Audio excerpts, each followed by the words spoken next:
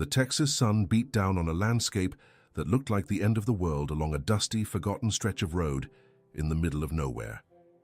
A wasteland of splintered wood, twisted metal, and suffocating mud stretched as far as the eye could see along the desolate coastal highway.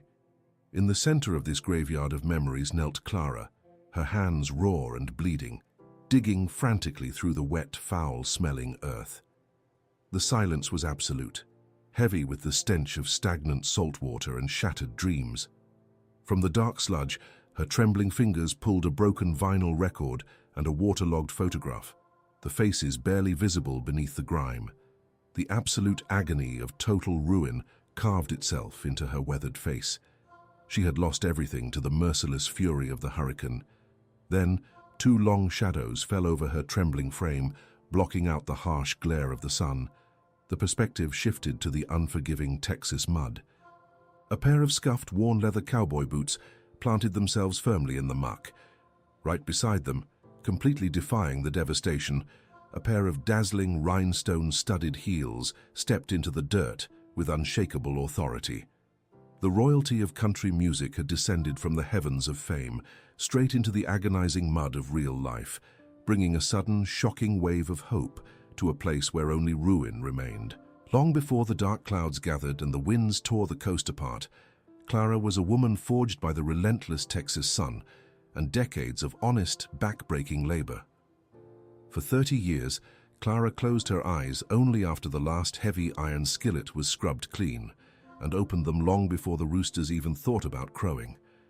Her roadside establishment, simply known as Clara's Diner, was a sanctuary on that dusty stretch of asphalt. It was not just a place to eat, it was the heartbeat of a community of calloused hands and weary souls.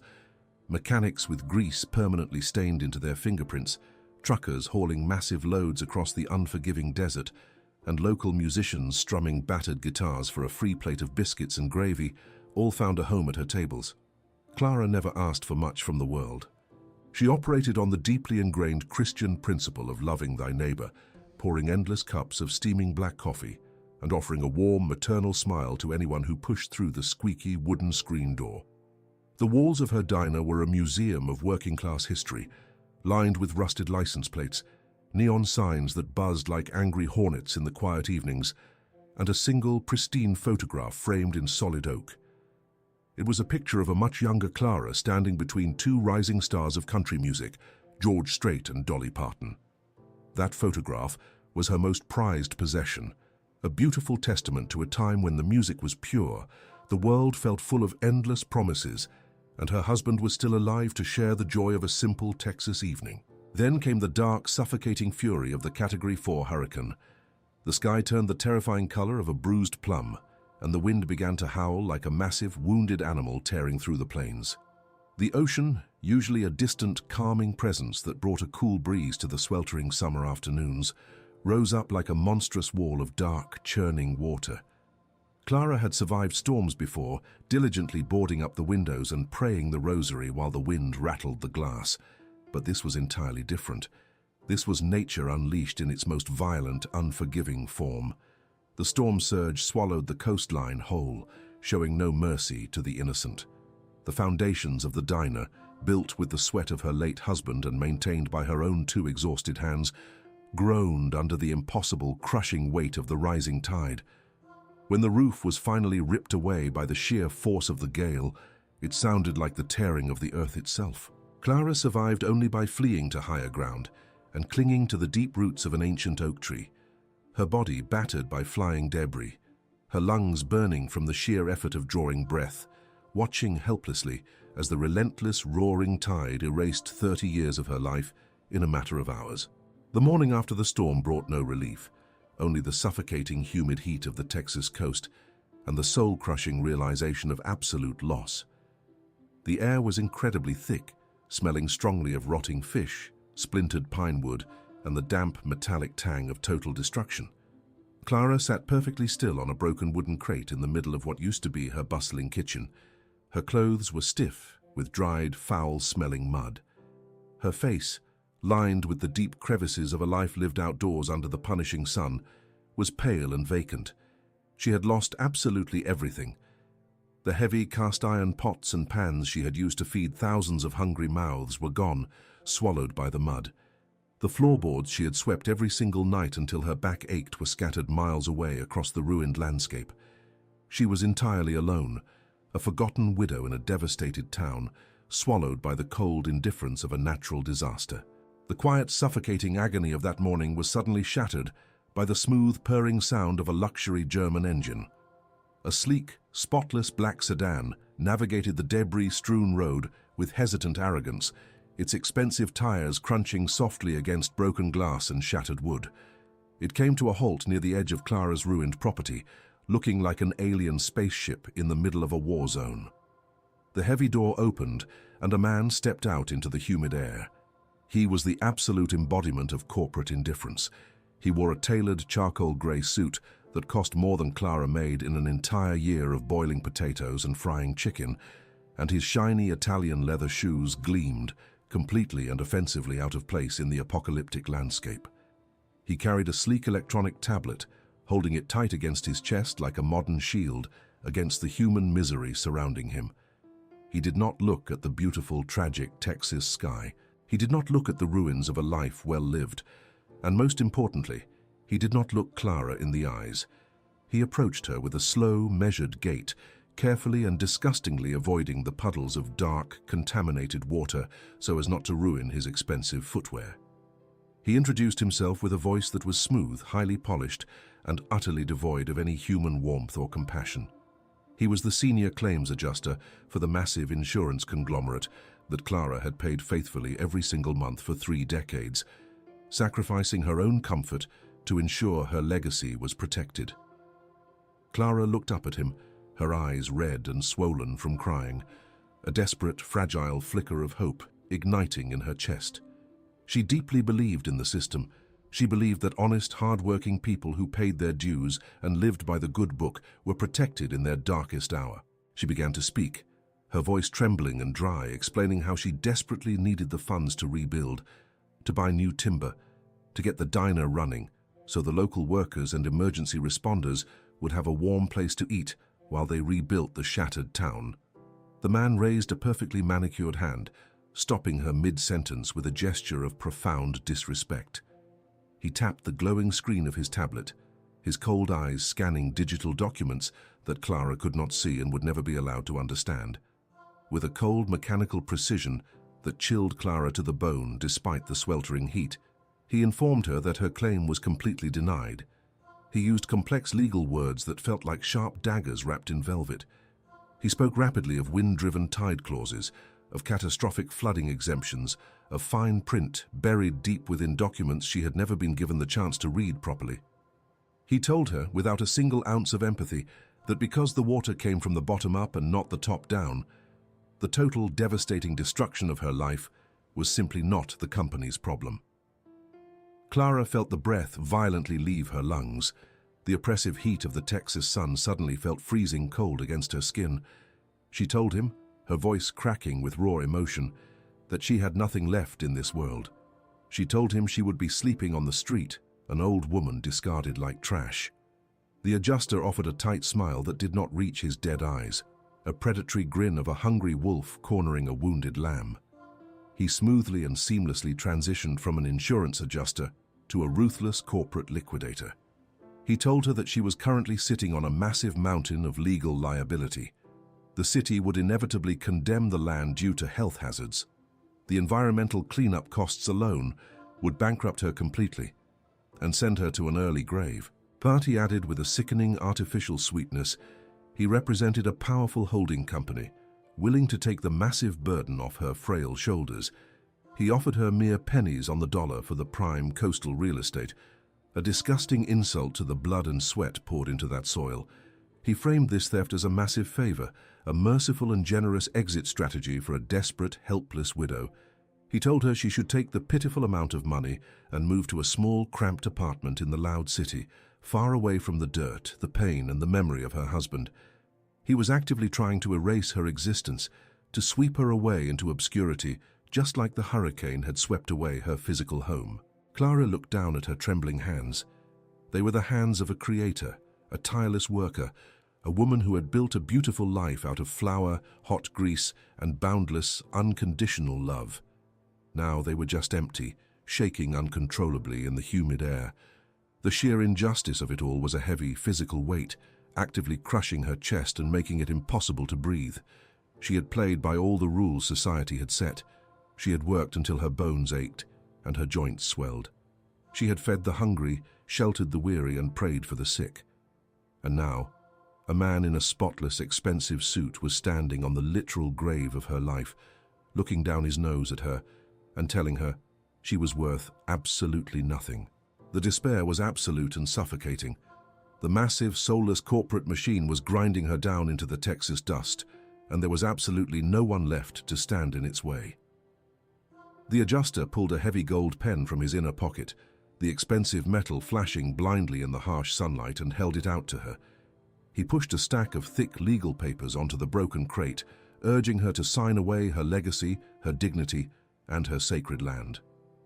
Clara stared at the gold pen, tears finally spilling over her eyelashes, mixing with the dirt on her cheeks. She reached into her pocket and pulled out the only thing she had managed to save from the wreckage, the waterlogged, muddy photograph of her standing between George Strait and Dolly Parton. She looked at the smiling faces of her heroes, realizing with a crushing, agonizing finality that heroes only existed in the sweet melodies of country songs, not in the brutal, unforgiving reality of a ruined Texas highway. She reached out her trembling hand to take the gold pen, ready to surrender her entire life to the corporate vulture, waiting patiently for her demise. The days that followed the devastating arrival of the corporate adjuster bled into one another, like a slow, agonizing nightmare from which Clara could not wake. The merciless Texas sun returned with a vengeance, baking the foul-smelling mud into a cracked, hardened crust that looked like the surface of a dead planet. Every morning, Clara woke up in the cramped, suffocating cab of her rusted pickup truck, her aging joints screaming in protest against the unforgiving vinyl seat. She would step out into the suffocating humidity, the heavy air pressing down on her chest like a physical weight, and she would stare at the graveyard of her entire existence. The silence of the abandoned highway was a cruel, mocking entity. Where there once was the comforting clatter of heavy ceramic plates, the sizzle of thick-cut bacon on a hot iron griddle, and the booming laughter of weary travelers finding a moment of peace, there was now only the lonely whistle of the hot wind blowing through the splintered remains of her life. She spent her waking hours digging. Her hands, once soft enough to gently knead biscuit dough, but strong enough to carry massive trays of food, were now completely covered in deep, painful blisters and dark, embedded grime. She searched desperately for anything that could tether her to the past. She found a single, chipped porcelain coffee mug that her late husband had bought for her on their 10th anniversary. She held it to her chest, falling to her knees in the hard dirt, and wept until her throat was raw and her eyes burned. She prayed to the heavens, looking up at the vast, indifferent blue sky, asking for a sign, for a sliver of mercy, for the strength to endure the crushing weight of her absolute ruin. But the sky offered no answers, only the relentless, blinding heat that threatened to break her spirit entirely. The corporate machine, however, did not rest. The adjuster did not simply vanish after delivering his initial, soul-crushing blow. He became a shadow, a relentless predator circling a wounded animal. A few days later, a cold, official-looking vehicle pulled up to the edge of the ruined property. Two men in cheap suits, representatives of the local municipal government, acting under the heavy influence of the corporate developers, stepped out with a staple gun and a stack of violently bright orange papers. Without speaking a single word of comfort to Clara, who watched them with hollow, exhausted eyes, they marched up to the massive ancient oak tree that had saved her life during the storm. The loud, sharp crack of the staple gun echoed across the desolate landscape, like a gunshot. They pinned a notice of condemnation to the thick bark. The paper declared the land a severe public health hazard, a toxic blight that needed to be seized and cleared immediately. The legal jargon printed on the orange paper was a death sentence for her legacy. It stated that if she did not clear the massive debris field within a matter of days, an impossible task for a 60-year-old widow with absolutely no money, she would face crippling daily fines, eventual arrest, and the forceful forfeiture of her deed. Desperation, cold and sharp, drove Clara to seek help in the towering glass and steel structures of the big city. She drove her sputtering truck for 3 hours, the engine whining in protest, until she reached the towering financial district that felt like an entirely different universe from her humble coastal highway. She walked into a massive, sterile bank lobby, her worn boots leaving faint traces of coastal dust on the immaculate marble floors. She sat in a stiff leather chair across from a young loan officer who looked at her over the rim of his designer glasses with a mixture of mild pity and profound irritation. Clara laid out her life on his mahogany desk. She showed him her impeccable credit history, decades of never missing a single payment, the ledger books written in her own careful handwriting, showing the steady, honest income of the diner. She begged for a small loan, just enough to rent a bulldozer, to buy fresh lumber, to show the city she was rebuilding. The loan officer sighed, a soft, dismissive sound that cut deeper than the hurricane winds. He closed her ledger books and slid them back across the smooth desk. He explained, using the same sterile, emotionless vocabulary as the insurance adjuster, that the bank operated on tangible assets, not historical goodwill. Without a standing structure, without collateral, and with a pending condemnation notice from the city, Clara was a massive financial risk. He looked her directly in the eyes and delivered the final, crushing blow, telling her that to the institution, she simply did not exist. She was a ghost, a statistical anomaly with no value. Clara walked out of the freezing air conditioning of the bank and into the blinding city heat, the absolute finality of her situation wrapping around her throat like a tight rope.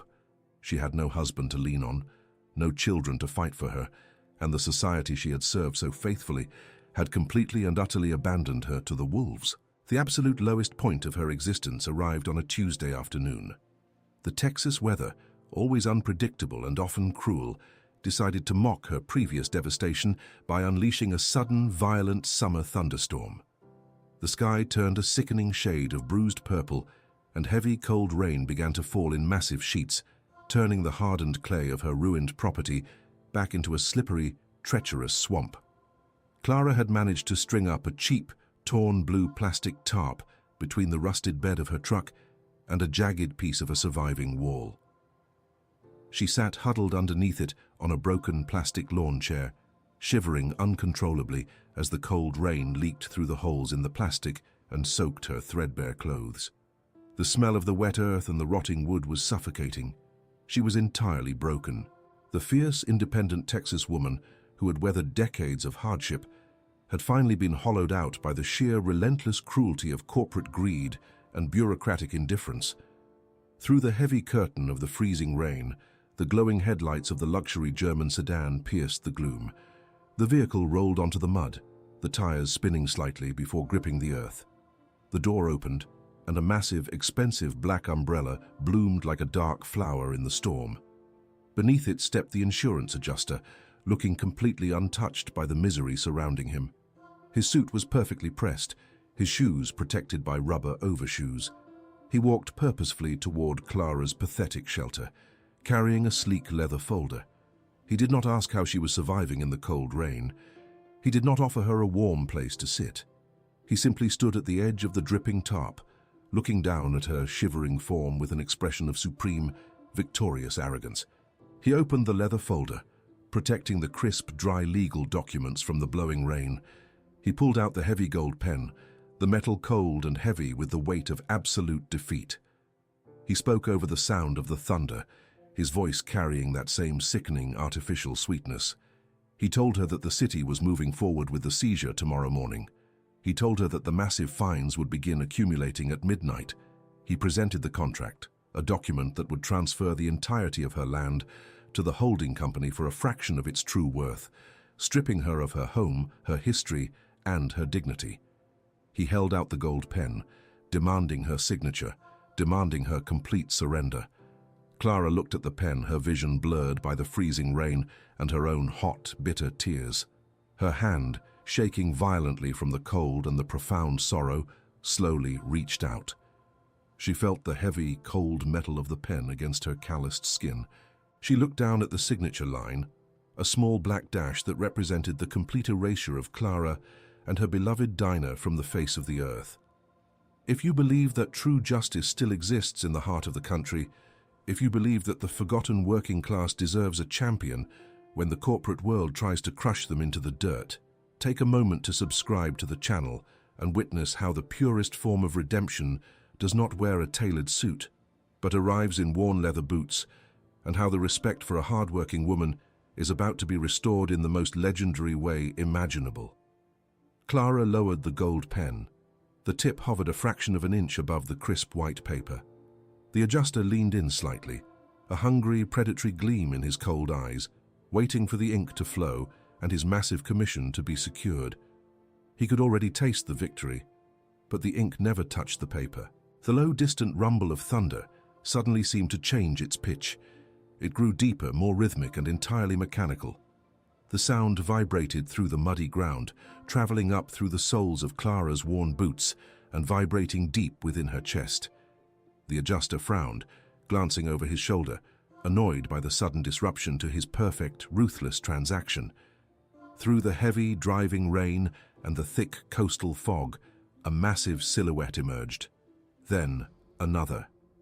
And another. A convoy of heavy-duty, Detroit steel pickup trucks painted a deep, imposing black rolled down the desolate highway.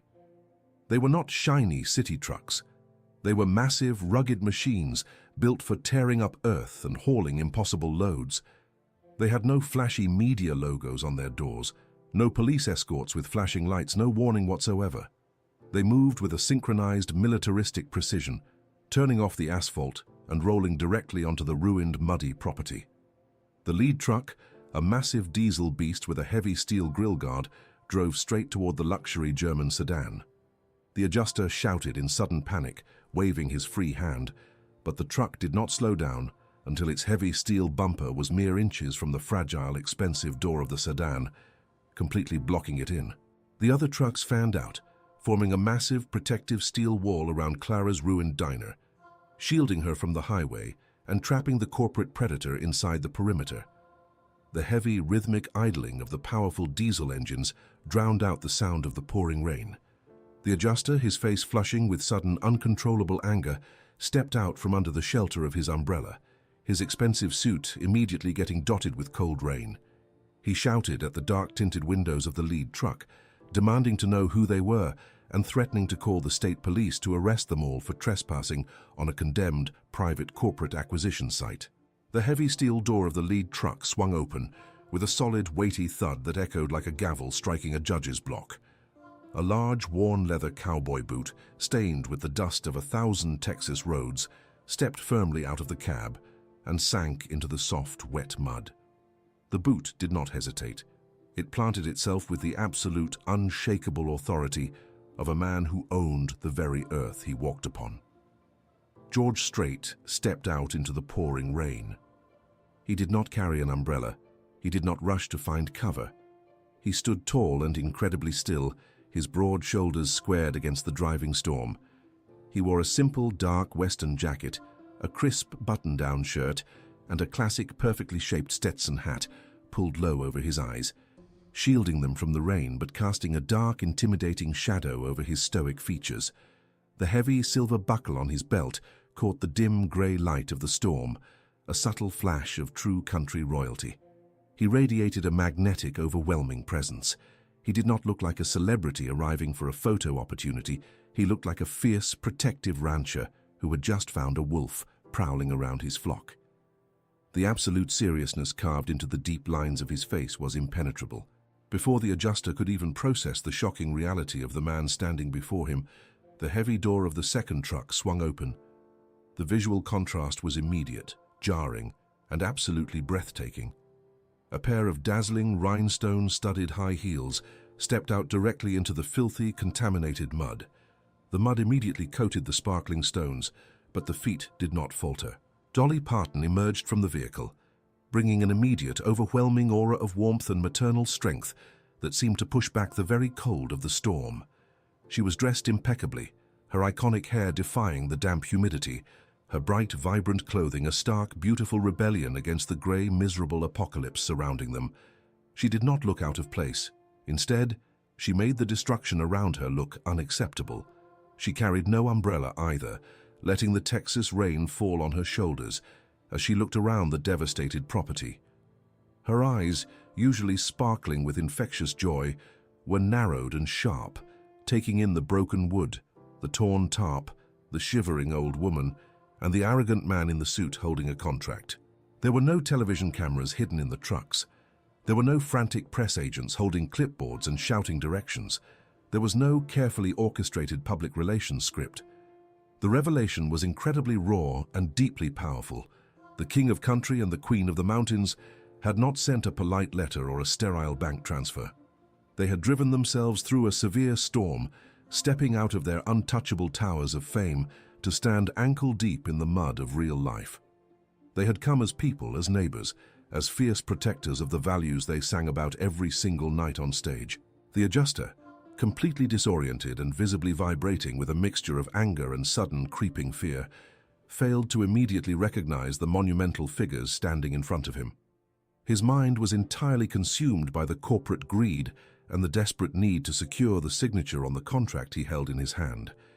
He gripped his expensive umbrella tighter, marching aggressively toward George Strait, his expensive shoes slipping slightly in the mud he despised so much. He pointed a manicured finger directly at George's chest. He raised his voice, adopting the harsh, authoritarian tone he used to bully desperate families into submission. He declared that this was a highly sensitive, private legal matter regarding condemned property. He ordered the stoic cowboy to immediately remove his vehicles from the premises before he had him arrested for interfering with a corporate acquisition and trespassing on a hazardous site. The tension in the heavy, wet air was absolute. The rain seemed to slow down, holding its breath. Clara, still shivering under the torn blue tarp, watched with wide, disbelieving eyes. The gold pen slipped from her numb fingers and fell silently into the mud, the contract forgotten on her lap. George Strait did not raise his voice. He did not flinch, and he did not step back. He slowly lifted his head, the brim of his Stetson rising just enough to reveal eyes that were as cold and hard as Texas flint. He looked the corporate adjuster slowly up and down, a gaze that stripped away the expensive suit, the luxury car, and the arrogant attitude, exposing the small, cowardly man hiding underneath the corporate armor. George took one slow, deliberate step forward, closing the distance between them. The sheer physical presence of the man, the quiet, dangerous stillness of a true cowboy, made the adjuster instinctively take a frantic, stumbling step backward, his umbrella wavering in the wind. The freezing rain continued to lash against the ruined landscape, but the atmosphere had shifted entirely. The corporate adjuster, a man who had spent his entire career bullying the vulnerable from the safety of boardrooms and legal loopholes, suddenly found himself utterly paralyzed by the quiet, terrifying gravity of the man standing before him. George Strait did not need to shout to command the very air around him. He simply existed with the immovable force of a mountain. The adjuster, his expensive umbrella trembling violently in his manicured hand, tried to summon his usual arsenal of corporate intimidation. He opened his mouth, his voice cracking pitifully over the sound of the thunder, stammering about municipal codes, binding contracts, and the absolute authority of the holding company he represented. He waved the crisp white document in the air, a desperate shield against the overwhelming moral authority closing in on him. George Strait watched the man unravel with eyes that held no anger, only a profound, chilling disappointment.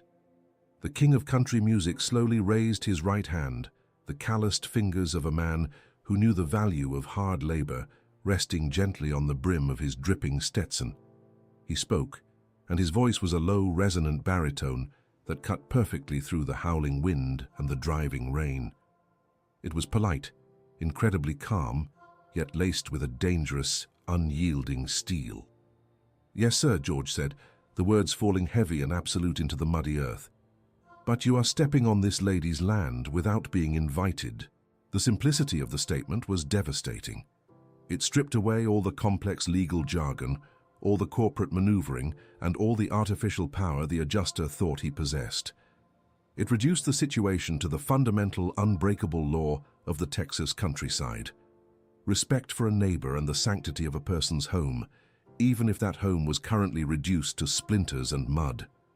The adjuster swallowed hard, his throat dry despite the downpour, instinctively taking another clumsy step backward, his expensive leather shoes sinking deeper into the foul-smelling sludge. Before the terrified man could formulate a response, the vibrant, indomitable force of Dolly Parton moved into the space between them. She stepped forward with the grace of a queen and the fierce, protective instinct of a mother lion. The heavy rain seemed to bounce off her, unable to dampen the brilliant, defiant spark in her eyes. The sweet, comforting scent of her perfume momentarily overpowered the stench of the rotting debris, a sensory reminder that grace and beauty had finally arrived in the heart of the devastation. She reached out her hand, her long, perfectly manicured nails flashing in the grey light, and smoothly plucked the condemnation contract right out of the adjuster's trembling grip. The man gasped, a pathetic sound of protest dying in his throat as Dolly held the document up to the stormy light. She read the dense, predatory paragraphs with terrifying speed. A slow, incredibly sharp smile spread across her brightly painted lips. It was not a smile of joy. It was the smile of a woman who had navigated the treacherous waters of the music industry for decades and knew exactly how to dismantle a bully. She let out a laugh, a melodic, ringing sound that completely froze the blood in the adjuster's veins. "Well now," Dolly said, her voice dripping with a lethal, sugary southern charm, "this is a fascinating piece of fiction you have here, mister." She looked directly into the man's terrified eyes, the warmth in her gaze entirely replaced by a piercing, calculating intelligence. She casually mentioned the name of the massive insurance conglomerate printed at the top of the page. She leaned in slightly, the rhinestones on her jacket catching the dim light. "You know," she continued, her tone conversational but deadly, "I was just having dinner with your Chief Executive Officer, Richard, down in Nashville not 2 weeks ago. We were talking about the importance of corporate responsibility." The adjuster's face turned the color of old ash. The umbrella in his hand dipped, allowing the cold rain to strike his perfectly styled hair.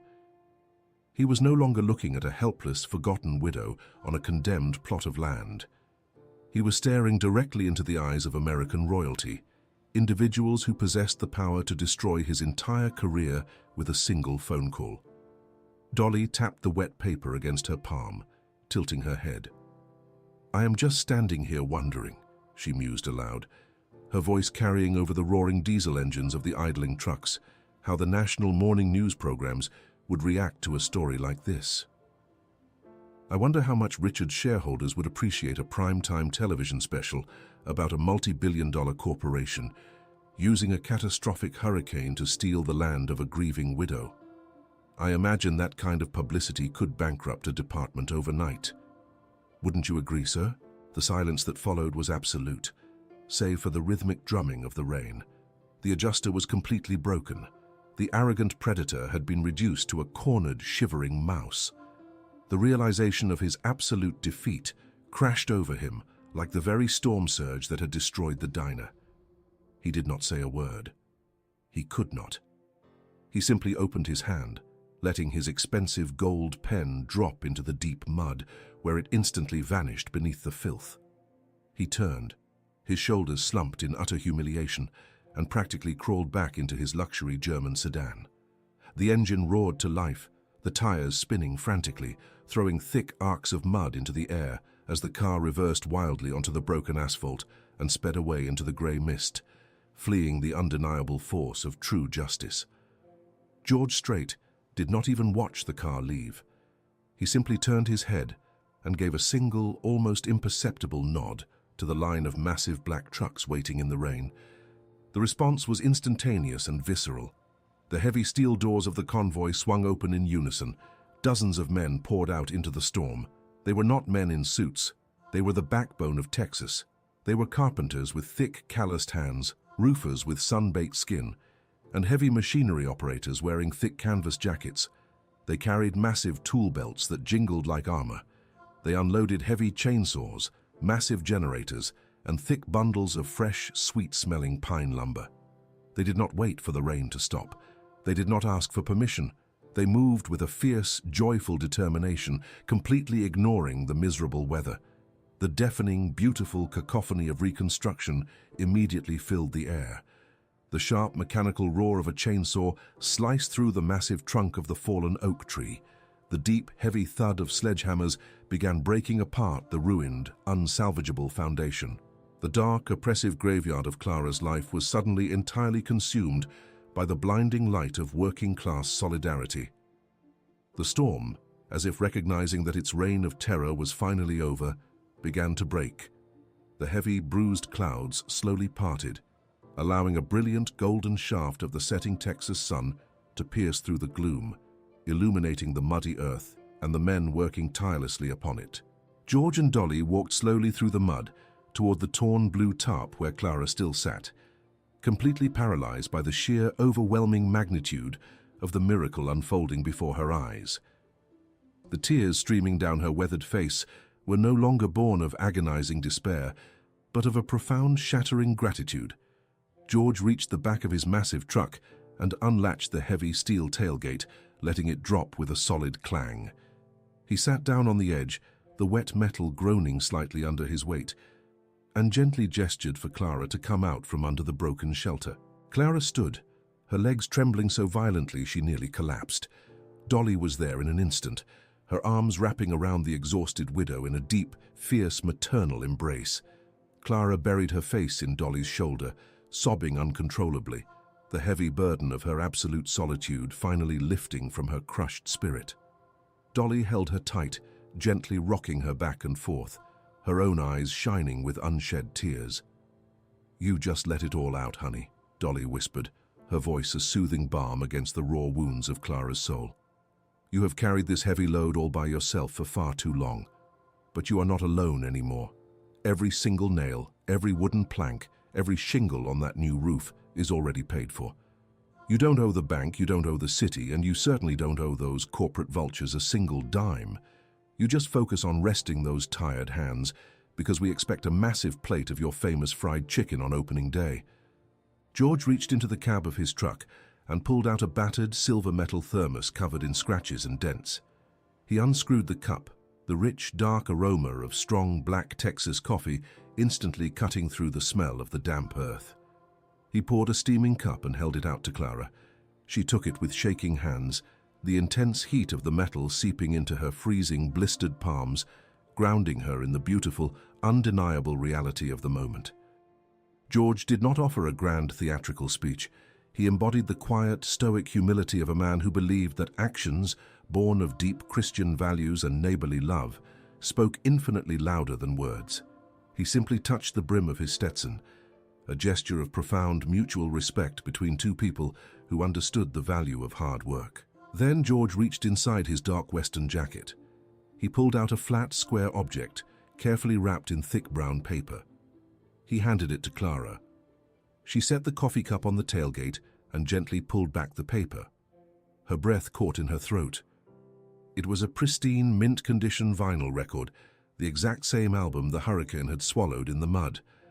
Across the glossy cover, written in bold, permanent ink, were the personal signatures of both George Strait and Dolly Parton, accompanied by a simple message: "To Clara, the true heart of Texas." The storm had taken her past, but the legends of her life had just personally handed her the future. The relentless march of time heals the deepest wounds of the earth, and a year later, the coastal highway was unrecognizable.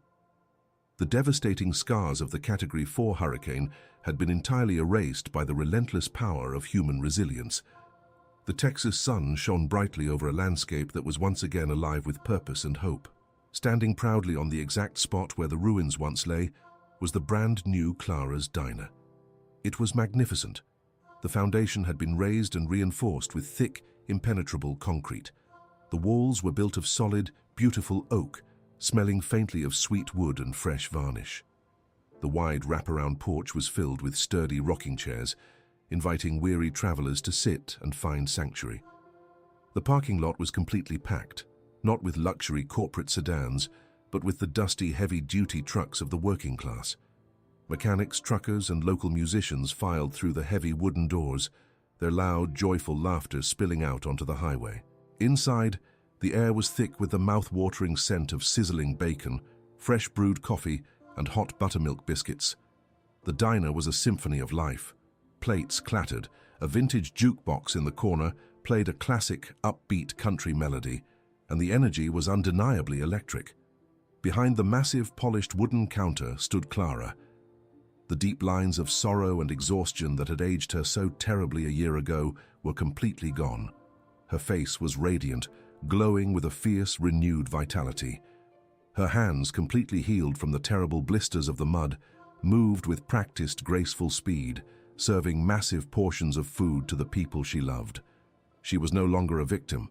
She was the undisputed matriarch of her community. There were no framed insurance certificates on the walls. There were no plaques thanking corporate sponsors or municipal politicians. The absolute center of the diner, the focal point behind the cash register, was dedicated to the truth of how the establishment had risen from the ashes. Hanging proudly on the wall was a beautiful hand-carved wooden sign with deep burned lettering that read, "Built by the grace of God and the hands of good neighbors." Directly beneath that wooden sign hung a brand new, beautifully framed photograph. It was not an old, faded memory of a distant past. It was a picture taken on a dark, stormy afternoon, with dark grey clouds rolling in the background and heavy mud covering the ground. In the center of the frame stood Clara, wrapped in a warm coat, holding a pristine vinyl record to her chest. To her left stood George Strait, his Stetson pulled low, a quiet, protective smile on his stoic face. To her right stood Dolly Parton, her arm wrapped tightly around Clara's shoulders, her bright, beautiful spirit defying the gloomy weather. Clara paused for a moment, wiping her hands on her clean white apron, and looked up at the photograph. The sounds of the bustling diner faded into a comforting hum. She smiled, a deep, peaceful expression of a woman who had faced the absolute end of the world and survived. The message of her life was now permanently etched into the very timber of the building. True power does not reside in the cold, abusive contracts of corporate greed, nor does it live in the arrogant demands of men in expensive suits. True, unbreakable power lives in the calloused hands of the working class, in the unwavering respect for human dignity, and in the profound, quiet honor of true legends who never, ever forget the common people who paved the dusty roads of their success.